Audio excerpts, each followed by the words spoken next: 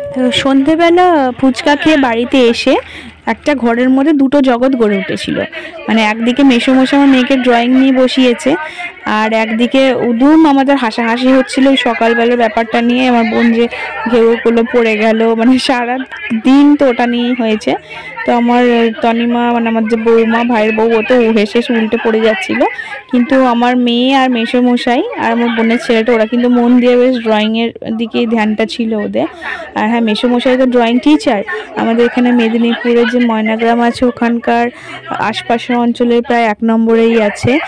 মেসোমশাই স্কুলে ড্রয়িং করায়, স্কুলে ড্রয়িং করে, তারপর ক্লাবে বিভিন্ন জায়গায় গিয়ে ব্যাচ করে করায়, প্রাইভেটে করায়, মেসোমশাই বাড়িতে আসে। তো এই সন্ধ্যেটা মেসোমশাই একটু ফাঁকা ছিল, বা আমাদের জন্য হয়তো ফাঁকা রেখেছিল। তো আমার মেয়েকে নিয়ে একটু বডি, হিউম্যান বডির যে টেকনিকগুলো হয় ওগুলো শেখাচ্ছিল। মেসোমশাই মানে বিভিন্ন জায়গায় জাজমেন্টও করে। আর তাদের জন্য কি হয়, মানে তার জন্য কিছু মেসোমশাই একটা পুরো ড্রয়িংয়ের দিকে। তো ওরা ড্রয়িং করেছিল, আর আমাদের তো এই মাথা মোটার দল, আমরা মানে হেসে হেসেই খুন হচ্ছিলাম বসে বসে সকালের ঘটনাটা। তারপরে একটু আলপনা দেওয়া শেখালো, যে কিভাবে হাত পেন্সিলটা ধরতে হয়, আমার মেয়ে বসে বসে দেখছিল।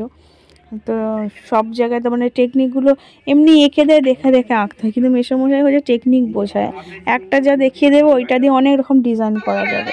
তারপর তো মেসোমশাই রুটি খেতে খেতে উঠে এসে আমার মেয়েকে গুড় রুটি খাইয়ে দিচ্ছিল। তো গুড় দিয়ে রুটি আমার মেয়ের খুব ভালো লেগেছে। তারপর ঠিক হলো যে আমার মেয়েকে ওরা একদিন স্পেশাল করে গরম গরম রুটি আর গুড় দিয়ে খাওয়াবে। মেসোমশাই নিজের খাওয়া থেকে, নিজের বাটি থেকে আমার মেয়েকে খাওয়াচ্ছিল, আর সবাই মেসোমশাই থেকে আমরা খাচ্ছিলাম।